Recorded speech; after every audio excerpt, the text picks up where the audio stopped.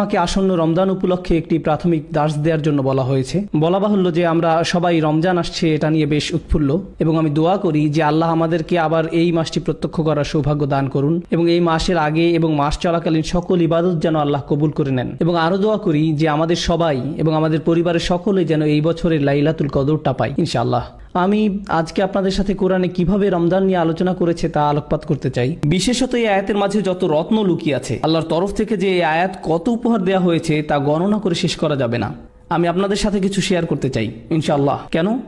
কারণ আমি আপনাদের সবাইকে উৎসাহিত করতে চাই যেন এই রমজান হয় কোরআনের মাস, দুয়ার মাস, আর আপনারা যেন দুইটিকে একসাথে করতে পারেন ইনশাআল্লাহ। আমরা আলোচনা করব কিভাবে আমরা এই দুইটি একসাথে করব। যতবার আপনার সামনে হালাল উপার্জনের পথ আসে অথবা আরো অর্থ উপার্জনের উপায় আসে, সেটা হয়তো ঠিক হালাল নয়, তখন আপনি নিজেকে মনে করিয়ে দেন ওয়ালি তুকাব্বিরুল্লাহ, আল্লাহ এই অর্থ থেকে অনেক বড়, তাই আমি এটা করব না। প্রতিবার আপনি যখন ঘুমে থাকেন আর ফজরের আজান দেয়, শয়তান আপনাকে চেপে শুয়ে রাখতে চায়, শয়তান আপনাকে বলবে আরো 5 মিনিট, তখন আপনি নিজেকে বোঝান 5 মিনিট, আমি এখন প্রথম রাকাত ধরতে পারবো না, কোনো ব্যাপারই না, যখন ইচ্ছা তখনই ঘুম থেকে উঠে যাওয়া আমার জন্য কোনো ব্যাপারই না।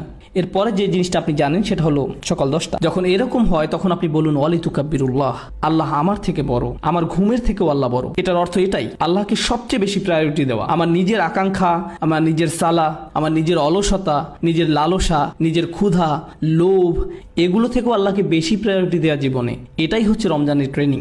ওয়ালি তুকাব্বিরুল্লাহ আলা মা হাদাকুম ওয়া লাআল্লাকুম তাশকুরুন। আর আয়াতটি শেষ হলো এইভাবে যেন আমরা কৃতজ্ঞ হতে পারি। প্রশ্ন হলো কিসের জন্য কৃতজ্ঞ? আয়াত শুরু হয়েছে রমজান মাস, আর এই মাসেই কোরআন নাজিল হয়েছে, অর্থাৎ প্রথমে যে নিয়ামতের জন্য আমরা আল্লাহর কাছে কৃতজ্ঞ থাকবো সেটা কি? কোরআন। যেন আপনি কোরআনকে সত্যিকারের কদর করতে পারেন।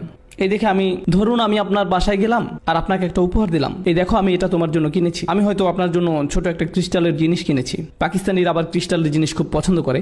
আপনি বললেন বাহ, এটা তো খুব সুন্দর, ধন্যবাদ, তারপর দূরে ছুঁড়ে ফেলে দিলেন। এটা কি অপমানজনক নয়? আমি আপনাকে একটা উপহার দিলাম আর আপনি কি করলেন? আমার সামনেই ধন্যবাদ দিয়ে সেটা ছুঁড়ে ফেলে দিলেন। অথবা ধরুন আমি বললাম হেই, আমি তোমার জন্য একটা বই কিনেছি, মনে হয় তুমি পছন্দ করবে। আপনি এক টুকরো কাপড় নিলেন এবং সেটাকে পেঁচিয়ে একেবারে ফ্রিজের উপরে তুলে রাখলেন। আমি এইভাবে রাখার জন্য আপনাকে বইটি দেইনি। কেন দিলাম বইটি আপনাকে? যেন আপনি এটা পড়তে পারেন। আপনি এই উপহারের জন্য সন্তুষ্ট নন, বুঝলেন? আল্লাহ বলছেন যেন তোমরা কৃতজ্ঞ হতে পারো, যেন আপনি এমনভাবে কোরআন কদর করতে পারেন যেমন আপনি আগে করেননি। রমজান যখন শেষ হয়ে যাবে তখন মনে হবে আপনি কোরআনের সাথে একটা নতুন সম্পর্ক গড়লেন। আপনি এটাকে কখনোই আর সরিয়ে রাখতে পারবেন না। সব সময় মনে হবে এর থেকে আরো কিছু জানতে হবে। আল্লাহ আমাদেরকে তার সাথে যোগাযোগের একটা সরাসরি লিঙ্ক দিয়েছেন। অন্য কোনো ধর্মে সেটা নেই, অন্য কোনো ধর্মে নেই। সালাতে আমরা যেটা অনুভব করি সেটা হচ্ছে আল্লাহর সাথে সরাসরি যোগাযোগ। আক্ষরিক অর্থেও সালাতের অর্থ হচ্ছে যোগাযোগ, আক্ষরিক ভাবেও এটা যোগাযোগই বোঝায়। আর আল্লাহর যে কালাম আমরা সালাতে পড়ি তা দিয়ে হয় আমাদের সেই যোগাযোগ। এটা হচ্ছে আসমান থেকে জমিনে আল্লাহর প্রসারিত একটি দড়ি। আপনি সব সময় চাইবেন আরো বেশি পড়তে। কোরআনের সাথে আপনার যোগাযোগ যত বেশি হবে, আল্লাহর সাথে আপনার যোগাযোগ তত ভালো হবে। কোরআনের সাথে আপনার যোগাযোগ যত কম হবে, আল্লাহর থেকে আপনি তত দূরে সরবেন। এটা একটা প্রতিষ্ঠিত সত্য। আমাদের পুরো জীবনের একটা লক্ষ্য থাকতে হবে যে আমরা যেন এই বইয়ের আরো কাছে যেতে পারি। আর কেউ কখনোই বলতে পারে না যে তার কোরআনের কাছাকাছি, কেউ না। এটা এমন একটি সমুদ্র যা শেষ হবার নয়। আমি বলতে পারবো না আলহামদুলিল্লাহ এই লেকচার আপনাদের জন্য, আমার জন্য নয়। আসলে আগে আমার নিজের জন্যই, তারপরে আপনাদের জন্য বলছি আমি। কারণ আপনি যত গভীরে যাবেন যে আমি তো কিছুই জানি না, আমার আরো দরকার, আরো। এখন আসছে দোয়ার আয়াতটি, সুবহানাল্লাহ। এর প্রত্যেকটি শব্দ প্রথমে শুরু করি ইদা দিয়ে। ওয়া ইদা সাআলাকা ইবাদি আন্নি, অর্থাৎ ইদা দিয়ে শুরু হয়েছে। ইদা অনুবাদ করা হয় যখন। আরবি এবং ইংলিশ দুইটাতেই একটা পার্থক্য আছে, যখন এবং যদির মাঝে। আমি চাই যে আপনারা যখন এবং যদির পার্থক্যটা বুঝুন। যদি এর আরবি হচ্ছে ইন। আল্লাহ বলেননি যে যদি আমার বান্দা আপনাকে জিজ্ঞেস করে আমার ব্যাপারে, বরং বলেছেন যখন জিজ্ঞেস করে। ধরুন একজন মায়ের কথা যার ছেলে আর্মিতে গেছে এবং সে যুদ্ধও গেছে, অনেক দিন মায়ের সাথে কোনো যোগাযোগ নেই, কোনো কল বা ইমেইল, কিছুই না। মায়ের তো অবশ্যই ছেলের কথা মনে পড়বেই। মা কি বলবে? যখন আমার ছেলে আসবে তখন আমি খুশি হব, নাকি বলবে যদি আমার ছেলে আসে আমি খুশি হব? সে বলবে যখন আমার ছেলে আসবে তখন আমি খুশি হব। বলেন যখন। আপনি তখন যদি বলেন না, বলবে না যে যদি ছেলে আসে তাহলে আমি খুশি হব। কারণ সে যদি বলে যে যদি আমার ছেলে আসে তাহলে আমি খুশি হব, এর অর্থ সে এটা মেনেই নিয়েছে যে তার ছেলে মরে যাবে। কিন্তু যদি বলে যখন, তার মানে সে আশা করছে যে সে ফেরত আসবে। যখন আপনি কাউকে হারিয়ে ফেলেন আর আপনি চান যে তারা ফিরে আসুক, আপনার অন্তর এটা মেনেই নিতে পারবে না যে সে আসবে না। আপনি তখন যদি বলেন না, বলেন যখন। আল্লাহ বলছেন যখন আমার দাস তোমাকে জিজ্ঞেস করবে। উনি বলেননি যদি আমার দাস তোমাকে জিজ্ঞেস করে। কেন? কারণ আল্লাহ আশা করছেন যে আমরা এই ব্যাপারে জিজ্ঞেস করব। উনি অপেক্ষা করছেন আমাদের ডাকের জন্য। এটা অনেকটা এমন যে আল্লাহ অপেক্ষা করছেন কখন আমরা চাইবো। সুবহানাল্লাহ। যখন, এই একটি শব্দের মাঝে আছে বিশ্বাস, আশা, ভালোবাসা, সবকিছু। আল্লাহ যদি এমন ভাবে বলতেন যে আল্লাহ মানুষকে পরোয়াই করেন না, তারা চাক বা না চাক তাতে তার কি। এবার আসি সাআলা শব্দটি নিয়ে। এটা অতীতকাল। ইদা ইয়াসআলুও বলা যেতে পারে, যেটা দিয়ে বর্তমান কাল বোঝায়। ইদা অতীতকাল এবং বর্তমান কাল এই দুই ক্রিয়ার সাথেই ব্যবহার হয়। যখন বর্তমান কালের সাথে ব্যবহার হয় তার মানে বারবার বোঝায়। মানে যদি বোঝানো হতো আমার দাস যখন আমার সম্পর্কে বারবার জিজ্ঞেস করে তখন হতো ইদা ইয়াসআলুকা। আয়াতে বলা হয়েছে ইদা সাআলাকা। এটা অতীতকালের ক্রিয়া, শুধু কোনো কিছু একবার হয়েছে সেটাই বোঝায়। এর মানে আল্লাহ বোঝাচ্ছেন আমি আমার দাসের জন্য অপেক্ষা করছি, সে যদি একবারও আমার কাছে চায়। আমি অনেকবারের জন্য না, তার একবার ডাকের জন্যই অপেক্ষা করছি। এরপর বলছেন সাআলাকা, তারা আপনাকে রাসূল সাল্লাল্লাহু আলাইহি সাল্লামকে জিজ্ঞেস করবে। কোনো সাহাবী বলতেন যে আমি আল্লাহ সম্পর্কে আরও জানতে চাই। তো কাকেই জিজ্ঞাসা করবেন? কাকেই জিজ্ঞাসা করবেন? রাসূল সাল্লাল্লাহু আলাইহি সাল্লামকে। এরপর আল্লাহ বলছেন সাআলাকা ইবাদি, বলেননি যে সাআলাকা হাউলা, সাআলাকাল্লাযীনা আমানু, যারা বিশ্বাস করে তারা জিজ্ঞেস করলে, সাআলাকাল মুমিনুন, মুমিন বান্দারা জিজ্ঞেস করলে, সাআলাকাল মুসলিমুন আসহাবু। তিনি বলছেন ওয়া ইযা সাআলাকা ইবাদি, আমার দাসেরা, আমার দাসেরা। উনি বলেননি যে ইবাদুনা বা ইবাদাল্লাহ, বলেছেন ইবাদি। শেষের এই ই দিয়ে বোঝায় আমার দাস। আল্লাহ কোরআনে সে, আমরা, আমি এগুলো ব্যবহার করেছেন বিভিন্ন সময়। আমি, কখনো উনি আমি ব্যবহার করেন, কখন উনি আমি ব্যবহার করেন যখন হয় উনি বেশি ভালোবাসা দেখান অথবা বেশি রাগ প্রকাশ করেন। শুধু এই দুই প্রেক্ষাপটে। আপনি যদি কোরআনের একটি আয়াত পড়েন যাতে আমি ব্যবহার করেছে, সেক্ষেত্রে দেখবেন হয় আল্লাহ অসম্ভব ভালোবাসা দেখিয়েছেন অথবা প্রচণ্ড রাগ দেখিয়েছেন। সাধারণ কোনো ক্ষেত্রে সেরকম হয়নি। এটা হচ্ছে এমন আয়াত যাতে অসম্ভব ভালোবাসা দেখিয়েছেন। তাই উনি বলছেন ইবাদি, ইবাদুনা বলেননি, আমার দাস বলেছেন। আমরা অনেক সময় আমাদের কাছের কেউ দূরে থাকলেও বলি আমার ভাই, আমার বোন, আমার বাবা, আমার মা। এর মানে এই না যে আপনি ওদের মালিক। এ দিয়ে তাদের প্রতি আপনার ভালোবাসাটার প্রকাশ পায়। যখন আপনি কারোর জন্য ব্যবহার করেন, এক্ষেত্রে তারা হচ্ছে আল্লাহর দাস। এমন হতে পারে এরা হয়তো আল্লাহর ইবাদতই করেনি। এখন তারা কার কাছে জিজ্ঞেস করেছিল? দেখি আপনাদের মনোযোগ কেমন আছে। তারা কি আল্লাহর কাছে সরাসরি জিজ্ঞেস করেছিল নাকি রাসূলুল্লাহ সাল্লাল্লাহু আলাইহি সাল্লামের কাছে জিজ্ঞেস করেছিল? তারা রাসূল সাল্লাল্লাহু আলাইহি সাল্লামের কাছে জিজ্ঞেস করেছিল। এখন আমি অর্থটা আবার বলি, যখন তারা আমার সম্পর্কে জিজ্ঞেস করে তাহলে তাদেরকে বলো আমি নিকটে। আয়াতে কিন্তু বলা হয়নি তাদেরকে বলো, আয়াতে বলেছে ফাইন্নী করিব। যখন তারা আমার সম্পর্কে জিজ্ঞাসা করে তখন আমি একদম কাছে, তখন আমি একদম কাছে। কোন জিনিসটা বলা হয়নি? তাদেরকে বলো ফাকুল্লাহুম ইন্নী করিব। কিন্তু এখানে কোনো ফাকুল্লাহুম নেই। কেন? লোকজন রাসূলুল্লাহ সাল্লাল্লাহু আলাইহি সাল্লামের কাছে জিজ্ঞেস করতে এসেছিল। হয় না আমাদের সময় লোকজন আলেমদের কাছে গিয়ে জিজ্ঞেস করে আল্লাহ কি আমার দোয়া শুনবে? আমার অনেক ভুল হয়, আমার অনেক নামাজ বাদ গেছে, আল্লাহ কি তারপরও আমার দোয়া শুনবে? আল্লাহ কি আমাকে জাহান্নামে নিক্ষেপ করবে? এগুলো মানুষ আলেমদেরকে জিজ্ঞেস করে। আর এই ক্ষেত্রে সাহাবীরা রাসূলুল্লাহ সাল্লাল্লাহু আলাইহি সাল্লামকে জিজ্ঞেস করেছিলেন। আল্লাহ নিজেই সরাসরি উত্তর দিলেন। উনি রাসূলুল্লাহ সাল্লাল্লাহু আলাইহি সাল্লামকে দিয়ে নয়, বরং উনি আপনার সাথে, আমার সাথে সরাসরি কথা বলা শুরু করলেন। আমি এত কাছে যে আমি তোমার সাথে কথা বলছি। আমি এমনকি রাসূল সাল্লাল্লাহু আলাইহি সাল্লামকেও বলছি না যে তোমার সাথে কথা বলতে, আমি সরাসরি তোমার সাথে কথা বলবো। এখানেই কোরআনের সৌন্দর্য। লোকজন রাসূলুল্লাহ সাল্লাল্লাহু আলাইহি সাল্লামের কাছে জিজ্ঞাসা করতে আসলো, আর আল্লাহ বলেননি যে আপনি ওদেরকে গিয়ে বলুন, বরং উনি ঠিক করলেন যে উনি নিজেই বলবেন আমি খুব কাছে। তুমি আমাকে বিশ্বাস করো না কেন? আমি বললাম তুমি বিশ্বাস করো না? বললাম ইন্নি শব্দটার কারণে। ইন্নি মানে বাংলায় অবশ্যই, কোনো কিছু নিঃসন্দেহে বোঝাতে ইন্নি শব্দ ব্যবহার হয়। তাই কেউ যদি কোনো ব্যাপারে সন্দেহ পোষণ করে তখন ইন্না ব্যবহার করা হয়। এখানে আল্লাহ বলছেন কখনোই আমি কাছে নেই, এই সন্দেহও করো না। কেন তুমি সন্দেহ করছো যে আমি কাছে নেই? কেন তুমি ভাবছো যে আমি তোমার থেকে দূরে সরে যাব? তুমি আমার থেকে দূরে সরে গেছো, আমি না, তুমি সরেছো। তুমি আমার অবাধ্য হয়েছো, তুমি আমাকে ভালোবাসা বন্ধ করেছো। আমি কখনো তোমাকে ভালোবাসা বন্ধ করিনি। তুমি দূরে সরেছো, আমি সব সময় কাছে ছিলাম। আবার করিব শব্দটাও, করিব হচ্ছে ইসমে সিফা, যার অর্থ আমি সব সময় আছি। পুরো বাক্যটা দ্বারা অবশ্যই আমি সব সময় আছি, কাছেই। আমার দাস এটা জানুক। আরেকটা ব্যাপার হচ্ছে আর কতগুলো নাম আছে? অন্তত 99টা। কত সুন্দর সুন্দর নাম আল্লাহর। তাই যখন মানুষ জিজ্ঞেস করলো আল্লাহ সম্পর্কে, তখন তাদেরকে আল্লাহর কোন নামটা বলা সবচেয়ে বেশি জরুরি? ওনার কোন গুণটা? যে উনি একদম কাছেই। কেন? কারণ যখন উনি কাছে আছেন আমাদের জন্য ওনার সাথে কথা বলা সহজ হয়। কেউ যখন দূরে থাকে তখন আমরা তার সাথে কথা বলি না, আর কেউ যখন কাছে থাকে আপনি তার সাথে কথা বলতে পারেন। যখন কেউ কাছে থাকে আপনি তাকে সম্মান করেন। বোঝা গেল? আচ্ছা, এখানের কয়জন বাচ্চা স্কুলে আছে? আচ্ছা যাই হোক, যদি আপনি স্কুলে থাকেন আর টিচার ক্লাসরুমের বাইরে দিয়ে হেঁটে যায়, তখন কি আপনার আচরণে কোনো পরিবর্তন আসে নাকি আসে না? কথা বলবেন না, আপনি এখন মসজিদে আছেন। বাইরে গিয়ে মিথ্যা বললেন। না না, আমি জাস্ট মজা করলাম। যখন টিচার আপনার কাছে থাকে আপনার ব্যবহার একরকম। ধরুন আপনি একটা পরীক্ষা দিচ্ছেন, টিচার হেঁটে বেড়াচ্ছে, আপনি কি আপনার পরীক্ষার খাতা একটু ঢেকে ফেলেন না? এমনকি ছায়া দেখলেও কেঁপে ওঠেন। বিশেষত উনি যদি আপনার টেবিলে হাত রাখে আর আপনার খাতার দিকে তাকিয়ে একটু মালাকুল মাউত। আমি আমার স্টুডেন্টদের সাথে এরকম করি, কারণ আমি তাদেরকে মানসিকভাবে টর্চার করতে পছন্দ করি। এটাই টিচিংয়ের সবচেয়ে বড় মজা। আপনি তাদেরকে নিয়ে খেলতে পারেন। আল্লাহ বলছেন, যদি আমার দাস আমার সম্পর্কে জানতে চায় তাহলে বলুন আমি একদমই কাছে আছি। কেউ যখন কাছে থাকে, আপনি যখন আশেপাশে পুলিশ অফিসার দেখেন, আপনি অন্যরকম আচরণ করেন। আপনি যখন দেখেন আপনার বস পাশে আছে, যখন জানেন টিচার কাছে আছে, আপনি ভিন্ন আচরণ করেন। যখন আপনি দেখেন আপনার মা পাশে আছে, বন্ধুদের সাথে ভিন্নভাবে কথা বলেন। যখন সে অন্য রুমে যায়, তখন হয়তো আপনি আপনার বন্ধুর মুখে ঘুষি মেরে দেন। এই ধরনের কিছু করেন। যখন আপনি অনুধাবন করবেন যে আল্লাহ নিকটে, তখন আপনি সব সময়ের জন্য একদম ভিন্ন মানুষ হয়ে যাবেন, কারণ উনি সব সময় কাছে। এখন উনি যদি সবচেয়ে কাছেই হন, এরপর উনি কি বলছেন? উজিবু। উজিবু আরবিতে আজাবা মানে উত্তর দেওয়া।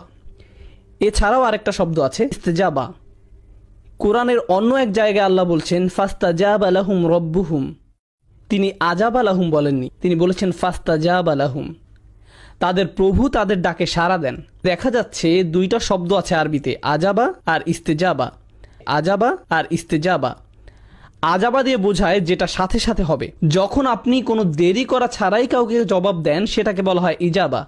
আর যখন আপনি সময় নিয়ে জবাব দেন, সেটাকে বলা হয় ইস্তেজাবা। আল্লাহ বলছেন উজিবু, এর মানে উনি কিভাবে দোয়ার উত্তর দেন? সাথে সাথে, কারণ উনি সবসময় কাছে। কেউ কেউ দোয়া করে আর বলে কখন আল্লাহ জবাব দিবেন, কখন আল্লাহ সাহায্য আসবে, আমি অসুস্থ, কখন আল্লাহ আমাকে সুস্থ করবেন, আমি চাকরি পাচ্ছি না, কখন আল্লাহ চাকরি দিবেন, আমার বিয়ে হচ্ছে না, কখন আল্লাহ আমার বিয়ে দিবেন, আমার মা একের পর এক বিয়ের প্রস্তাব নাকচ করছেন, কখন আল্লাহ তার অন্তরটা পরিবর্তন করবেন, এর নাক লম্বা, তার চোখ বেশি ছড়ানো, এ জানে না কিভাবে ঠিকমতো চা বানাতে হয়, এসব করে আমার বিয়ে হচ্ছে না, আমার মা সব নষ্ট করে দিচ্ছে, ইয়া আল্লাহ কেন আমার মা এরকম। আর আল্লাহ কি বলছেন? তিনি কখন সেটার জবাব দিবেন? সাথে সাথে। ও আরেকটা কথা, এগুলো সব রমজানের আয়াত, তাই না? তাই আপনি যদি সত্যি সত্যি চান আল্লাহ সাথে সাথে আপনার দোয়ার জবাব দিবেন রমজানে, আর আপনি যদি চান যে আল্লাহ আপনার কাছে আসবেন, তাহলে আগে নিজে আল্লাহর কাছাকাছি হন। বেশি বেশি কোরআন পড়ুন আর তারপর দোয়া করুন। কোরআন পড়ুন আর দোয়া করুন। রমজানে আপনার এরকমটাই করা উচিত। যখন আপনি বেশি বেশি দোয়া করা শুরু করবেন, তখন রমজান মাসটা উপভোগ করা শুরু করবেন। রমজানের আনন্দটাই হচ্ছে দোয়ার মাঝে। অর্থাৎ উনি বলছেন উজিবু, আমি জবাব। তারপর উনি বলছেন দাওয়াতা দাই। কি শক্তিশালী শব্দ চয়ন। পূর্বে বলেছিলাম কোরআন মজিদে আমি কখন ব্যবহার করা হয়, মনে আছে? অনেক বেশি ভালোবাসা এবং অনেক বেশি রাগ প্রকাশ করার সময়। এখানে কোনটা? অনেক বেশি ভালোবাসা। এখন কার দেওয়ার জবাব দেওয়া হয়? আপনি ভাবতে পারেন যে অনেক বেশি দোয়া করে তার। আমি বছরে একবার দুইবার দোয়া করি। যখন আপনার পরীক্ষা থাকে তখন দোয়া করেন ইয়া আল্লাহ আমার পরীক্ষা, আমিন। এখন কার দোয়ার জবাব দেওয়া হয়? অথবা গাড়ি চালানোর সময় লাল বাতি অতিক্রম করে গেলেন আর বিশাল জরিমানা দিতে যাচ্ছেন, তখন দোয়া করেন এই বলে ইয়া আল্লাহ ক্যামেরা এবং লাইসেন্স প্লেটের মাঝে কভার সৃষ্টি করে দাও, আমি যেন অথরিটি থেকে কোনো মেসেজ না পাই, ইয়া আল্লাহ। তখন আপনার আল্লাহকে স্মরণ হয়। কেউ যদি অনেকবার দোয়া করে তাহলে দোয়া শব্দটি ব্যবহার হয়, কিন্তু কেউ যদি শুধু একবার দোয়া করে সেটা প্রকাশ করতে ব্যবহার করা হয় দাওয়াতুন। দাওয়াত শব্দটি শেষে তা মারবুতা নির্দেশ করে যে এটা একমাত্র একবার ঘটে। যেমন দরাবায়ের অর্থ হলো প্রহার করা, কিন্তু দরাবাত মানে একবার প্রহার করা। আকালা মানে খাবার, কিন্তু আকালা অর্থ একবারের খাবার। তা মারবুতা এটাকে একবারের জন্য বানিয়ে দেয়। আল্লাহ বলছেন দাওয়াত দাই, প্রার্থনাকারীর একবারের প্রার্থনাতেও আমি সাড়া। লোকটি মাত্র একবারই দোয়া করলো। আল্লাহ বললেন না যে সারা বছর কোথায় ছিলে, তুমি জীবনে কখনো সালাত করনি, মাত্র একবার দোয়া করলে। ফাইন করিব, ভুলে যাও যে তোমার ডাকে সাড়া দিব। আপনি যদি কোনো অফিসের কর্মচারী হন আর বছরে মাত্র একবার অফিসের নিজের চেহারা দেখালেন, আপনার চাকরি থাকবে না। তারা বলবে কে আপনি? আমি এখানে চাকরি করি। কখন? আমি গত বছর চাকরি পেয়েছি। বস কি বলবে? হ্যাঁ শিওর, হ্যাঁ এক্ষুনি আপনি শুরু করতে পারেন, আপনার জন্য একটা প্রমোশনের ব্যবস্থা করে দিই। না, এটা হবে না। দাওয়াত শব্দের মাধ্যমে আল্লাহ বলছেন যে জীবনে একবার দোয়া করা ব্যক্তির জন্য তিনি সাড়া দিবেন। নিজেকে এটা বলে বোঝাবেন না যে আমার তো দাড়ি নেই, নিজেকে এটা বলে বোঝাবেন না যে আমার তো দাড়ি নেই, আল্লাহ আমার ডাকে সাড়া দিবেন না। কেবল গোফ রয়েছে, আল্লাহ আমার দোয়া কবুল করবেন না। রমজানে মুভি দেখতে পারবো না, তাই আগে থেকে 3টা মুভি দেখে ফেলেছি, এখন আমি দোয়া করব। আল্লাহ তারপরও সাড়া দিবেন আপনার ডাকে। এটা শুনে আবার কেউ মুভি দেখতে যাবেন না। কখনো মনে করবেন না যে আল্লাহ আপনার দোয়ায় সাড়া দিবেন না। এবার আপনি বলতে পারেন, আচ্ছা লোকটি একটি দোয়াই করেছে, কিন্তু হতে পারে যে সে একজন খুব ভালো মানুষ, হতে পারে যে সে একজন সালেহ, একজন মুমিন হতে পারে, তার অনেক তাকওয়া আছে কিংবা তার ইলম বেশি। এও হতে পারে যে সে তওবা করেছে। উজিবুদ দাওয়াতাদ দাঈ, আমি তার আহ্বানে সাড়া দেই যে তওবা করে। আল্লাহ তা বলেননি, তিনি বলেছেন আমি সেই মানুষটিকে সাড়া দেই, দাওয়া তার একটি দোয়াতেই সাড়া দেই। আর দা, যে ডেকেছে। এই মানুষটির উদাহরণ কিরূপ? সে কি করেছে? সে ডেকেছে। অন্য কথায় আল্লাহ কি তার কাছ থেকে অন্য কোনো গুণ আশা করেছেন? তিনি কি বলেছেন দাওয়াতুল মুসাল্লি, দাওয়াতুল মুত্তাকি, দাওয়াতুল মুমিন? না, তিনি বলেননি যে আপনার তাকওয়া থাকতে হবে, আপনার ঈমান থাকতে হবে, বলেননি আপনার ইলম থাকতে হবে। এই দোয়ায় বলেননি। কেন? কারণ আল্লাহ এখানে সেই সব মানুষের সাথে কথা বলছেন যারা আল্লাহ থেকে বহু দূরে চলে গেছে, এবং তিনি প্রথমেই তাদের বলছেন যে দেখো আমি কাছেই আছি। এরপর তিনি তাদের বলেন দেখো আমি জানি এই একটি দোয়া ছাড়া তোমাদের কাছে এই মুহূর্তে আর কিছুই নেই। ঠিক আছে, দাও আমাকে এই একটি দোয়াই দাও। যদিও তুমি একজন দায়ী, শুধুই একজন আহ্বানকারী, তোমার জন্য আমার কাছে আর কোনো বিবরণ নেই। আমি তোমাকে এখনো পর্যন্ত একজন সালেহ ডাকতে পারি না, মুসলিম ডাকতে পারি না, মুমিন ডাকতে পারি না, আমি তোমাকে কিছুই ডাকতে পারি না। আমি শুধু তোমাকে রেখেছি একজন দায়ী হিসাবে, একজন আহ্বানকারী। সুবহানাল্লাহ, সেটি কোনো যোগ্যতাই নয়। আরও আগানোর আগে বলে রাখি, আমি বলেছিলাম কখনো একজন বসের 500 জন কর্মচারী থাকে, সে কি তাদের সকলের নাম জানে? না। বিশেষ করে সেই কর্মচারীকে যে তাকে পুরো জীবনে মাত্র একটি ইমেইল করেছে, একটি ইমেইল, কিভাবে সে তাকে মনে রাখবে? কর্মচারীটি যদি তাকে টেক্সট মেসেজ পাঠায়, সে জানবে না নাম্বারটি কোথা থেকে এসেছে। আল্লাহ বলেননি উজিবুদ দাওয়াতাদ দাঈন, তিনি বলেছেন উজিবুদ দাওয়াতাদ দাঈ। এই শব্দটির মধ্যে থাকা আলিফ লাম তাকে মারিফা বানিয়ে দেয়, অর্থাৎ যথাযথ এবং নির্দিষ্ট করে দেয়। অন্যভাবে বলা যায়, যে কেউ আল্লাহকে ডাকে, আল্লাহ বলেন না যে কোনো একজন শুধুই ডেকেছে, তিনি বলেন সেই জন আমাকে ডেকেছে, সেই নির্দিষ্ট মানুষটি। আপনি আল্লাহর কাছে নির্দিষ্ট, তিনি আপনাকে বিশেষভাবে ব্যক্তিগতভাবে চিনেন। কোনো ডাক্তার আপনার নাম মনে রাখতে পারবে না যদি তাকে দিনে 100টা রোগী দেখতে হয়। সে এভাবে বলে চেষ্টা করবে, মুহাম্মদ কেমন আছো, চলে এসো। সবাই মোহাম্মদ, অন্তত সম্ভাবনা তো আছে। সে আপনাকে নামে চিনতে পারবে না। আপনি জানেন আমি মানুষের সাথে মিশি, অল্লাহে আমি তাদের সাথে মিশি। তখন আমি বলটা মরেছিলাম, একজন বয়স্ক ব্যক্তি আমার কাছে এলেন, বললেন বেটা কেমন আছো? আমার মনে পড়ে তুমি খুব ছোট ছিলে, তখন মসজিদের ভিতর ছোটাছুটি করতে। আমি তখন মনে মনে ভাবছি, হায় আমি তো টেক্সাসে থেকে, কিন্তু মুখে বললাম জি আমার মনে আছে। আমি কথা চালিয়ে গেলাম। আল্লাহ আজ্জা ওয়া জাল্লা নির্দিষ্ট রূপ পর্যন্ত চিনেন। আপনি হয়তো বলবেন কোম্পানির সিইও কিভাবে আমার নাম জানবে? আমি তো শুধুই একজন নিরাপত্তা কর্মী। তার অবস্থান কত উঁচুতে আর আমি কত নিচু পর্যায়ে। কিভাবে একজন প্রেসিডেন্ট তার দেশের একজন অধিবাসীকে চিনবে? কিভাবে এটি সম্ভব? আপনারা সবাই যদি আমার কাছে এসে নিজেদের নাম বলেন, আমার কি মনে থাকবে? আমি জানি না, সত্যি আমি জানি না। কারো কাছে যদি আমার ফোন নাম্বার থাকে, প্লিজ কেউ ফোন নাম্বার নেবেন না, কিন্তু যদি থেকে থাকে, যদি আমাকে একটা SMS পাঠান আর আমার কাছে নাম্বারটি সেভ করা নেই, আমি কি জানবো এটা কে পাঠিয়েছে? আমি জানবো না কে পাঠিয়েছে। যখন আপনি আল্লাহকে ডাকেন, আল্লাহ বিশেষভাবে আপনাকে জানেন এবং তিনি তৎক্ষণাৎ আপনাকে সাড়া দিতে চান। তিনি আপনার সাথে তখনই নতুন সম্পর্ক শুরু করতে চান। গতকাল যা হয়েছে তা হয়ে গেছে, আজ থেকে শুরু করুন। আপনি আজই মুসলিম হয়ে উঠুন, আজ থেকেই আল্লাহকে ডাকতে থাকুন। উজিবু দাওয়াতাদ দাঈ। এবার যে প্রশ্নটি আপনাদের আগে করেছিলাম, যে সমস্যাটি আপনাদের দিয়েছিলাম, সেটা ছিল যে ধরুন আপনি একজন গুরুত্বপূর্ণ মানুষের সাথে দেখা করতে চান, সেটি কার শিডিউল হবে? আপনার নাকি গুরুত্বপূর্ণ ব্যক্তির? গুরুত্বপূর্ণ ব্যক্তিটির। শিক্ষামন্ত্রীর সাথে দেখা করতে চাইলে আপনি তার মন্ত্রণালয়ে হেঁটে গিয়ে তাকে বলবেন না যে হেই চলুন আপনার সাথে আমার 1 মিনিট কথা আছে। আমি ডিসিতে গিয়ে বলবো না যে ওবামার সাথে আমার পিৎজার স্লাইস খাওয়া প্রয়োজন। আপনি এমনি এমনি প্রেসিডেন্টের কাছে যেতে পারবেন না। আপনি যদি একজন কর্মচারী হন, যেমন কেউ যদি আগে মাইক্রোসফটে কাজ করতো যখন বিল গেটস ছিল, আপনি বলবেন হেই বিল আমার সাথে পিৎজা খাবে? আপনি সেটা করবেন না। আপনার জন্য তার সময় নেই। আল্লাহকে ডাকার ভালো সময় কোনটি? মানুষ বলে কোন সময়টি আল্লাহর কাছে দোয়া করার জন্য উত্তম, তাই বলে। আর অবশ্যই আমরা রমজান নিয়ে কথা বলছি। তিনি কি বলেন এই ব্যাপারে? তিনি বলেন উজিবু দাওয়াতা দাঈ ইজা, যে কোনো সময়, যে কোনো সময়, দাআনি, যখনই সে ডেকেছে, যখনই তুমি আমাকে ডাকবে তখনই আমি তোমাকে সাড়া দিব। সকালে ডাকো আমি সাড়া দিব, বিকেলে ডাকো আমি সাড়া দিব, ঘুমোতে যাওয়ার আগে ডাকো আমি সাড়া দিব।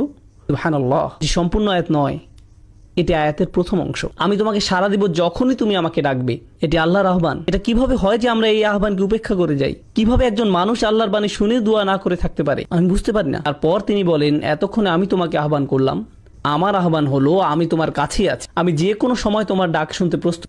যদিও তুমি একবার দোয়া করো, তারপরও আমি তোমার কথা শুনবো। দোয়া ছাড়া তোমার আর কোনো ইসলামিক গুণ না থাকলেও আমি তা। তবে তোমার কি করা উচিত? আল্লাহ আপনার জন্য এত সব করছেন, আপনি তার জন্য কি করবে? তিনি বলেন ফালিয়াস্তাজিবু লি। আগে 2টা শব্দের কথা বলেছিলাম, আজাবা আর ইস্তেজাবা, ইস্তেজাবা মানে হলো উত্তর দেওয়ার চেষ্টা করা। কেউ আমাকে বললো ভাই আপনার সাথে লাঞ্চ করতে চাই, আমি বলবো আমি সময় বের করতে চেষ্টা করব। আমি জানি না আমি এটা পারবো কিনা। চেষ্টা করার মানে আপনি সফল হতেও পারেন, আবার ব্যর্থও হতে পারেন। আল্লাহ বলেন ফালিয়াস্তাজিবু লি, তাদের অন্তত আমাকে সাড়া দেওয়ার চেষ্টা করা উচিত। তোমরা আমার কাছে কিছু জিনিস চাইছো, আল্লাহ বলেন তোমরা আমার কাছে ভালো চাকরি চাইছো, স্বাস্থ্য কামনা করছো, তোমাদের সন্তানদের নিরাপদে রাখতে বলছো, তোমাদের বাবা মায়ের জন্য আমার কাছে চাইছো, একটা বাড়ি চাইছো, তোমরা আমার কাছে সব কিছু চাইছো, আমিও তোমাদের কাছে কিছু আশা করছি। আমার চাওয়া বিষয়গুলোর ব্যাপারে তোমরা কি করবে? ফালিয়াস্তাজিবু লি, তাদের উচিত আমার ডাকে সাড়া দেয়া, তাদের উচিত আমাকে সাড়া দেয়া। এখন ব্যাপারটি হলো ফাতিহায়, সূরাতুল ফাতিহা, আমরা আল্লাহর কাছে কি চাই কেউ জানেন? আমরা চাই পথ প্রদর্শন, কিন্তু আল্লাহ আমাদের কাছে কি চান? ইবাদাহ। ইয়াকা নাবুদু ওয়া ইয়াকা নাস্তাঈন। নাস্তাঈন মানে আমরা সাহায্য চাই, কিন্তু আল্লাহর কাছে কিছু চাইবার আগে আমরা তার জন্য কি করব। আমরা তার জন্য কি করব? ইয়াকা নাবুদু, তিনি আমাদের জন্য কি করবেন? ইস্তিআনা, তিনি আমাদের সাহায্য করবেন। তাহলে আপনি আল্লাহর জন্য কি করবেন সেটা প্রথমে আসা উচিত, আর দ্বিতীয়ত আসবে আপনি নিজের জন্য যা চান। কিন্তু রমজানের এই আয়াতগুলোতে তিনি বলেন আমি তোমাকে সাড়া দিব যখনই তুমি আমাকে ডাকবে। এরপরে তিনি বলেন তোমার উচিত আমাকে সাড়া দেয়া। তিনি বলেননি আমাকে সাড়া দিলে পরে আমি তোমাকে সাড়া দিব। সুবহানাল্লাহ। এমনকি তিনি নিজেকে দ্বিতীয় পজিশনে রেখেছেন, এবং এই আয়াতে প্রথমে রেখেছেন আপনাকে আর আমাকে, তিনি নিজেকে রেখেছেন দ্বিতীয় পজিশনে। ফালিয়াস্তাজিবু লি, তাদের উচিত আমার প্রতি সাড়া দেয়া, খাঁটে ঈমান আনা, আমাকে প্রকৃত রূপে বিশ্বাস করা তাদের উচিত। লাআল্লাহুম ইয়ারশুদুন, যাতে তারা সরল পথে পরিচালিত হতে পারে, তারা যেন নিজেদের বদলে নিতে পারে। সুবহানাল্লাহ। রমজানের এই কিছু আয়াত আপনাকে পরিবর্তন করে দিতে পারে, রমজান সম্পর্কে আপনার দৃষ্টিভঙ্গি সম্পূর্ণ বদলে দিতে পারে। আমরা যদি এই কয়েকটি আয়াতই শুধু অনুধাবন করি, এদের প্রতিফলন ঘটাই, তবে কোরআনের সাথে, দোয়ার সাথে, আল্লাহর সাথে আপনার যে সম্পর্ক তৈরি হবে তা রমজানের পরবর্তীকালীন সময়ের জন্যও সম্পন্ন হয়ে যাবে। এই সকল জিনিস আপনার অন্তরে গেঁথে দিতে হবে। আলোচনার শেষে আমি আপনাদেরকে কিছু বাস্তব পরামর্শ দিতে চাই। এখন আমি কিছু বাস্তব চিত্র তুলে ধরতে চাই, যে জিনিসগুলো আপনাদেরকে খুঁজে বের করতে হবে। রমজান মাস থেকে আমরা আসলে কি পেতে চাই, রমজান মাস থেকে আমরা আসলে যেটা পেতে চাই। রোজা রাখার উদ্দেশ্য হচ্ছে তাকওয়া অর্জন করা, উদ্দেশ্য হচ্ছে তাকওয়া অর্জন করা। আর রমজান মাসের উদ্দেশ্য হচ্ছে তিনটি। 30 দিনের ট্রেনিং শেষ করা, আল্লাহর মহত্ব ঘোষণা করা, আল্লাহর কৃতজ্ঞতা প্রকাশ করা। ওয়ালিতুকাব্বিরুল্লাহ আলা মা হাদাকুম ওয়ালিতুকমিলুল ইদ্দাহ ওয়ালিতুকাব্বিরুল্লাহ আলা মা হাদাকুম কুম তাশকুরুন। রমজানের 3টি গোল। এখন আমি আপনাদেরকে বলি তাকওয়ার পথে মূল বাধা কি হতে পারে। আপনারা যেখানে বাস করছেন, যেমন কাতার, দুবাই, খালিজ, আরব বিশ্ব বা মুসলিম বিশ্বের মাঝে, আপনার জন্য, আপনার সন্তানের জন্য সবচেয়ে ভয়ের ব্যাপার হচ্ছে বস্তুবাদ। এটাই সবচেয়ে বড় ভয়। আপনি আর আপনার সন্তান গাড়ি বলতে অজ্ঞান, ব্র্যান্ডের কাপড়, ব্র্যান্ডের ফোন, ইলেকট্রনিক পণ্য, নতুন মুভি, নতুন নামানো গান, মার্কেটে ঘুরে বেড়ানো, এইসব জিনিস নিয়ে আপনি ডুবে আছেন। আপনার পুরো জীবনের অর্থই এগুলো, আর কিছু নয়। আর এটাই দুঃখজনক, কারণ আল্লাহ সাক্ষী, এই উম্মার তরুণরা হচ্ছে সবচেয়ে সম্ভাবনাময়। যখন এই উম্মার তরুণরা কোরআনকে অন্তরে ধারণ করবে, তারা দুনিয়া পাল্টে দিতে পারবে। সত্যি দুনিয়াটা তখন অসম্ভব সুন্দর একটা জায়গা হবে, যদি শুধু এই উম্মার তরুণরা জাগতে পারে। কিন্তু উম্মার তরুণ প্রজন্ম iPhone 5, Samsung Galaxy, iPad, Facebook নিয়েই বুঁদ হয়ে আছে। এই জিনিসগুলোই খুব ভালো কাজেও ব্যবহার করা যায়, কিন্তু মনে রাখতে হবে এই জিনিসগুলো এক একটা অভিশাপে পরিণত হতে পারে। তলোয়ার শত্রুর দিকে তাক করে রাখলে সেটা ভালো, কিন্তু নিজের দিকে তাক করে রাখা খারাপ। এটা একদম সত্যি। এই জিনিসগুলো খুবই ভালো জিনিস। আমি কতবার ফেসবুক ব্যবহার করেছি জানেন? একবারও না। হ্যাঁ, সেখানে আমার ছবি আছে, আমার উক্তিও হয়তো আছে, কিন্তু আমি নিজে কখনো সেটা ব্যবহার করিনি। মাঝে মাঝে কেউ বলে, ব্রাদার আপনি কখনো টুইটারে জবাব দেন না। আমি বলি আমি সুন্নাহ পালন করার চেষ্টা করি যাতে মানুষের উপকারে আসে এমন কিছু বলতে, কিন্তু মানুষের সাথে অনলাইনে কথোপকথনে জড়াই না। আমাদের আরো গুরুত্বপূর্ণ কথোপকথন আছে আল্লাহর সাথে। আসলে কি আপনারা এত কথা চালাচালি করার সময় আছে? এত সময় কোথা থেকে আসে যে একটা ইউটিউবে ভিডিও নিচে সব কমেন্ট পড়ে বসে আছেন? কোথায় পান এত সময়? কোথায় পান? আমি অবাক হয়ে যাই। তাই আমাদের নিজেদেরকে আগে এসব থেকে বের হয়ে আসতে হবে। বিশেষত রমজানের সময় আমাদের যত সম্ভব এসব গ্যাজেট থেকে দূরে থাকতে হবে। আপনার ফোনের গেমস অ্যাপসগুলো মুছে ফেলুন। রমজানের সেগুলো মোবাইল থেকে সরিয়ে ফেলুন। আপনি হয়তো বলবেন ঠিক আছে আমি পরে আবার ডাউনলোড করব, তাও করুন। বোনেরা এখনই ফেসবুক থেকে বের হন। আমি দেখছি না, কিন্তু যাই হোক বের হন ফেসবুক থেকে। আপনাদের ডিভাইস থেকে নিজেকে দূরে রাখুন। এটা আপনাকে করতেই হবে। বস্তুবাদ আমাদেরকে ধ্বংস করে ফেলেছে, আর আমি বলছি যে এর থেকে পরিত্রাণ পাওয়ার সহজ উপায় হলো আল্লাহর কালামটা বোঝা, একদম নিজের মাঝে আল্লাহর কালামকে বোঝা। আপনি যতই নিজের সাথে আল্লাহর কালাম বোঝা শুরু করবেন, আপনি ততই আর বস্তুবাদে আগ্রহী থাকবেন না। তা দিয়ে তখন আর আপনার আত্মার ক্ষুধা মিটবে না। আপনি শূন্যতা অনুভব করবেন। খালি কোরআন থেকে আনন্দ পাওয়ার চেষ্টা করুন, যেটা আগে করেননি। আপনি যখন কোরআন পড়েন তখন আপনি আল্লাহর সাথে কথা বলেন, তাই না? আর বেশি কি চাই আমরা? এখন আপনাদেরকে বিশেষভাবে কিছু বাস্তব পরামর্শ দিব, যদিও বস্তুবাদের এই সমস্যা সর্বত্রই, কিন্তু আমি খেয়াল করেছি মার্কেটে বা এই ধরনের জায়গায় সবাই পঙ্গপালের মতো ছুটছে। আমি তাদের উপর রাগ করি, খালি আমার যেটা মনে হয় সেটা হলো তাদের হাতে কোরআন তুলে দেয়নি। খালি আমার যেটা মনে হয় সেটা হলো আমরা তাদের হাতে কোরআন তুলে দেইনি, আমরা খুশি হবার মতো কিছু তাদের হাতে তুলে দেইনি। এটা আমাদের দোষ। এখন আসছি শেষ অংশে, বিশেষত দর্শক সারির অভিভাবকদের জন্য কিভাবে আপনি আপনার রমজানকে ভালোভাবে কাজে লাগাতে পারেন সেটার কিছু টিপস। এখানে উপস্থিত সকলের রমজান নিয়ে কিছু লক্ষ্য থাকা দরকার। আমার পরামর্শ হলো আপনি কিছু ছোট সূরা মুখস্থ করতে পারেন। ছোট সূরা বলতে বোঝাচ্ছি 1-1.5 পাতার সূরা, কয়েকটি, যদি পারেন 4টি অথবা 2 থেকে 4টির মতো। এবং আপনি একা না, আপনি আপনার পরিবার সহ এটি করুন। আপনার সন্তানরা করুন, স্ত্রী করুক, স্বামী করুক, যে আগে করবে সে 200 রিয়াল পাবে। এখন দেখা যাবে বাবাই সবার আগে করে ফেলবে, কিন্তু যাই হোক করুন, কোরআন মুখস্থ করুন পরিবার হিসাবে। এটিকে একটি পারিবারিক প্রজেক্ট বানিয়ে ফেল, যে চলো আমরা সবাই সূরাটা মুখস্থ করি। এই যে পুরো পরিবার মিলে আল্লাহর কালামের কাছে আসার প্রক্রিয়া, এটা একটা অসাধারণ ব্যাপার। আমার পরামর্শ হচ্ছে মুসাব্বিহাত, এগুলো মুখস্থ করতে পারেন। আপনি হয়তো সূরা জুমআ, মুনাফিকুন, তাগাবুন, এই সূরাগুলো, অন্ততপক্ষে এই 3টি সূরা অসাধারণ সূরা এবং ঈমান বাড়ানোর জন্য খুবই সহায়ক। পরে যেই কাজটি করবেন রমজানে, আমার পরামর্শ যেই সূরাগুলো মুখস্থ করলেন সেগুলোর দার্স শোনা। আপনি আপনার পরিবার সহ এটি করুন, ওই সূরাগুলোর উপর লেকচার এবং ব্যাখ্যা শোনা। আমি যেই সূরাগুলো আপনাদেরকে বললাম সেগুলোর সূরা 62, 63 এবং 64, এগুলো সূরার ক্রম নাম্বার।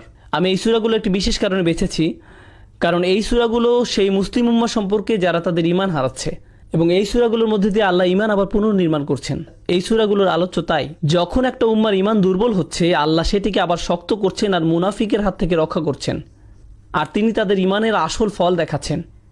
এই কারণে এই সূরাগুলো সুন্দর আর মুখস্থ করাও সহজ। সূরাগুলোর নাম কি বলুন তো, দেখি আপনাদের মনোযোগ কেমন। 62, 63 আর 64। আমি বলছি না যে রমজানে আপনি আর অন্য কোনো পড়াশোনা করবেন না, যেমন আমি ব্যক্তিগতভাবে আরবি ভাষা শিক্ষার ভক্ত, কিন্তু সেগুলো ঠিক স্পিরিচুয়াল পড়াশোনা বলা যায় না। ওগুলো হচ্ছে উলুমুল আলিয়া, একটা প্রক্রিয়া আরও উচ্চতর জ্ঞান লাভের জন্য। রমজানে আপনি এই ধরনের একাডেমিক পড়াশোনাগুলো দূরে সরিয়ে রাখতে পারেন। সেই জিনিসের উপর আপনার সবচেয়ে বেশি মনোযোগ থাকবে, তাহলে এমন কিছু যা আপনাকে আল্লাহর কাছে নিয়ে যাবে সরাসরি। সাথে সাথে তাফসির স্টাডি করুন। তাই আপনি যদি আরবি ভাষার ছাত্র হয়ে থাকেন, রমজানে আপনি আরবি না পড়ে কোরআন পড়ুন। আচ্ছা, আমি একটি প্রজেক্টে কাজ করছি, যাতে আমি আসলে আমার পুরো সময় লাগিয়ে দিচ্ছি এই মুহূর্তে। আর এই প্রজেক্টের লক্ষ্য হলো শুধু 2টি। আমি বিশ্বাস করি দুনিয়াতে যত মুসলিম আছে, অন্ততপক্ষে যারা ইংলিশ বুঝতে পারে এবং বলতে পারে, তাদের কোরআনের ভাষা শেখার একটা জায়গা থাকা দরকার। শুধু প্রাথমিক লেভেলেই নয়, খুব অ্যাডভান্স লেভেলের। এটা আমার লক্ষ্য এবং বিশ্বাস। এটা আমার বিশ্বাস যে প্রতিটা মুসলিমের কাছে তা পৌঁছাবে। আর দ্বিতীয়ত হচ্ছে, প্রত্যেক মুসলিমের কোরআনের ব্যাখ্যা শোনার একটা সুযোগ থাকা দরকার। আমি কি বললাম? শোনা, পড়া নয়। আমি কি বললাম? শোনা। কেন শোনাটা গুরুত্বপূর্ণ? কারণ আপনি যখন কিছু শোনেন সেটা মনে থাকে বেশি, আর যখন আপনি কিছু পড়েন কি হয়? আপনি ভুলে যান। 10 বছর আগেও আমি যেই লেকচারটা শুনেছিলাম সেটা আমার এখনো মনে আছে, কিন্তু 10 বছর আগে পড়া কোনো আর্টিকেল আমার মনে নেই। এমনকি আজকে সকালে যে আর্টিকেলটি পড়েছি সেটাও আমার মনে নেই, কিন্তু লেকচার আমার মনে আছে। কোরআন যখন লেকচার আকারে দেওয়া হয় তখন কি হয়? আপনার মনে থাকে। আজকে বাড়িতে যাবার পর যখন আপনি রোজার আয়াতগুলো পড়বেন, তখন আমি যা বলেছি তার অনেক কিছুই আপনার মনে পড়বে, কারণ আপনি শুনেছেন। আমি যদি আমার লেকচার একটা প্রিন্ট আউট দিয়ে পড়তে বলি, তাহলে কি হবে? আপনার মনে থাকবে না। যদি আমরা চাই যে উম্মাহ কোরআনের কাছাকাছি আসুক, তাহলে আমাদেরকে কোরআনের ব্যাখ্যাটা তাদেরকে অডিও ভিডিও আকারে মানুষের কাছে পৌঁছাতে হবে, যেন মানুষ শুনতে পারে এবং মনে রাখে। এটা একটা মিশন, এবং এটা অবশ্যই মিশন হবার দাবি রাখে। আলহামদুলিল্লাহ, এই মিশনের প্রথম ধাপটা শেষ হয়ে গেছে। কোরআনের একদম প্রাথমিক তাফসিরের প্রজেক্টটা শুরু করেছিলাম, বলা যায়, যেখানে কোরআনের অনুবাদের সাথে সহজ ভাষায় তার ব্যাখ্যা করা হবে, যাতে পুরো পরিবার একসাথে বসে আল্লাহর কালাম শুনতে পারে এবং কিছু শিখতে পারে। এটার নাম হচ্ছে কভার টু কভার প্রজেক্ট। এটা শেষ হয়েছে আলহামদুলিল্লাহ, এবং অনলাইনে পোস্ট করা হয়েছে। আমি আপনাদেরকে বলেছি সূরা নাম্বার 62, 63 আর 64 মুখস্থ করতে। এরপর আমি যেটা চাই সেটা হচ্ছে আপনারা ওয়েবসাইটে যান এবং এই 3টি সূরার দুরূদ শুনুন। এই সূরাগুলো লেকচারগুলো আছে ওয়েবসাইটে, 2, 3, 4 বার শুনুন। 2, 3, 4 বার শুনুন, যতক্ষণ না এই সূরার বার্তাগুলো আপনার মাথার ভিতরে গেঁথে যাচ্ছে। এরপর যখন আপনি নামাজে দাঁড়াবেন আর ওই সূরাগুলো পড়বেন, আপনি বলা যায় প্রকৃত অর্থে আল্লাহর সাথে যোগাযোগ স্থাপন করবেন। কারণ আপনি আয়াত মুখস্থই শুধু করেননি, আপনি জানেন এর অর্থ কি, নিজের পক্ষে কি অর্থ বোঝাচ্ছে তার কিছুটা হলেও আপনার এবং আপনার পরিবারের মাঝে থাকবে। তাই যখন আপনি বাসায় আছেন, কোনো কারণে হয়তো মসজিদে আসতে পারেননি, আর বাসায় আপনি সালাতে ইমামতি করছেন, আর আপনি তখন ওই সূরাটি তেলাওয়াত করছেন, আপনার পুরো পরিবার বুঝতে পারবে, আপনার পুরো পরিবার খুশুর সহিত নামাজ পড়বে। ওই ওয়েবসাইটের লিঙ্কটা হচ্ছে bayyinah.tv। বানান না পড়লে আমি বলে দিচ্ছি, আপনারা ফোন বের করে লিখে রাখুন। আমি জানি আপনাদের সেলফোন আছে, মজা করবেন না। এটা শেষ হওয়ার পর আমি বিয়ে নিয়ে কথা বলবো, না আমি বলবো না, ওই ওই লোকটা মাত্র জেগে উঠলো। বিয়ে, সুবহানাল্লাহ। আপনাকে ধরে ফেলেছে। যাই হোক, ওয়েবসাইটের নাম হলো bayyinah.tv। আপনি সূরা জুমআ, তাগাবুন আর মুনাফিকুন এর দুরুস ওখান থেকে শুনতে পারবেন। আশা করি আপনারা উপকৃত হবেন আল্লাহর ইচ্ছায়। আশা করি আপনারা রমজান বিষয়ক আজকের আলোচনায় উপকৃত হয়েছেন। আমি দোয়া করি যে আল্লাহ আমাদের সবার রমজান কবুল করুক। দোয়া করবেন যেন আমি ঠিকমতো আমার জায়গায় ফিরে যেতে পারি।